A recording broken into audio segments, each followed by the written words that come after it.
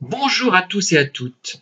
Je reviens sur la notion de fausse bienveillance. J'ai encore des éléments à ajouter qui me sont venus depuis que j'ai réalisé ma vidéo. J'en ai fait d'ailleurs, ça doit être la deuxième, là c'est la troisième, hein. En fait, la fausse bienveillance, elle est terrible par rapport à un comportement directement malveillant. C'est beaucoup plus difficile de riposter à une fausse bienveillance.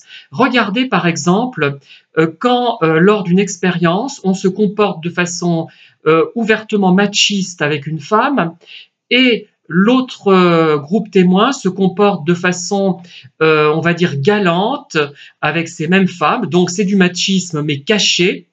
Eh bien, dans le premier cas, quand le comportement est ouvertement machiste, ouvertement désagréable et pénible, les femmes vont pouvoir riposter. Dans le deuxième cas, ça va les mettre mal à l'aise, ça va diminuer leur performance, mais elles ne pourront pas facilement riposter. Vous voyez, c'est beaucoup plus difficile.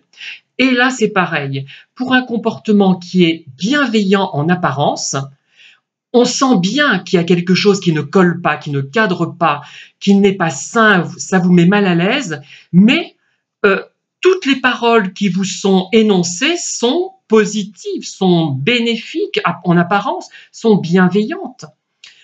Donc, vous êtes un peu désarmé pour riposter, et les pervers et les personnes toxiques le savent très bien, elles le font exprès. Et sauf quand c'est vraiment exagéré, hein, quand si effectivement elles prennent le ton faux et doucereux que j'ai utilisé, là personne ne sera dupe et on verra que c'est de la malveillance. Peut-être alors pourra-t-on riposter. Encore que. Voilà, merci de m'avoir écouté, à très bientôt.